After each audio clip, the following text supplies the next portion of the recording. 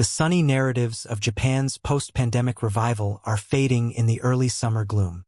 Green shoot indicators are withering under the hot winds of inflation. The fabled Japanese ability to endure economic headwinds is being severely tested by rising costs that are eroding company profits and consumer purchasing power.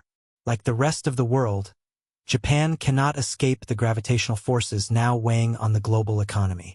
But Japan's combination of long-standing deflationary psychology, an export-dependent economy, and a rapidly aging population make it especially vulnerable to the stresses of the current high-inflation environment. The latest data from Ojibin Bank makes for distressing reading.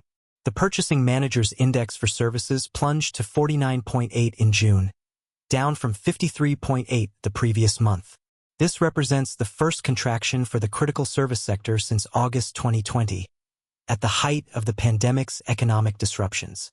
The manufacturing PMI also slipped dangerously close to stall speed, registering just 50.1. Behind these discouraging headline numbers lies a bleak tale of profit margins squeezed by skyrocketing input costs that companies have struggled to pass along to consumers still haunted by decades of entrenched low inflation.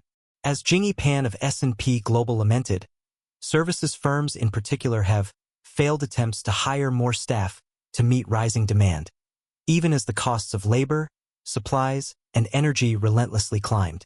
This erosion of business pricing power points to the deeper cultural forces that make this bout of inflation an especially destabilizing event for Japan.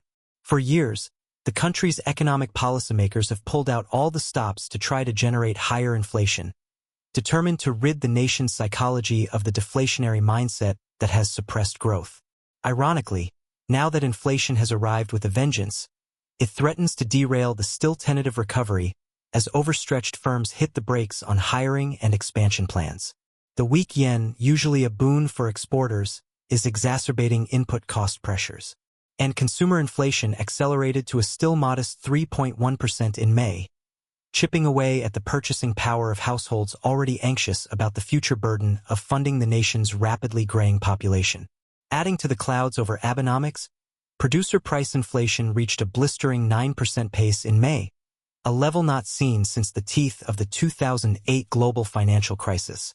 The wrenching structural transition underway in energy markets sent utility fees soaring when the government started phasing out electricity subsidies that had cushioned the blow. Make no mistake, Japan remains a global economic powerhouse, its corporations at the forefront of critical technologies.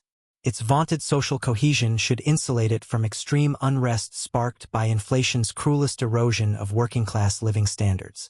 But the current atmosphere evokes the long post-war hangover known as the lost decades, when Japan's brilliance in mastering production left it ill-equipped to flourish in a world driven by spiraling asset prices and go-go financial engineering. Today's Japan faces a parallel crisis of adjustment as it seeks to maintain a fragile economic renaissance in the face of corrosive inflation forces its people never imagined they would have to confront.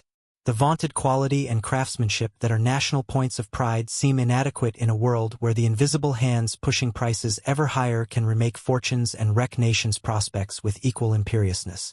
So even as the corporate banners of Japan's iconic global champions still flutter proudly over the world's offices and factories, the latest economic omens bear watching closely. The nation that showed the world the path to modernity during the 20th century's gale of industrialization may struggle to find its way forward in a 21st century where even its fabled cultural strengths provide little shelter from implacable economic storms.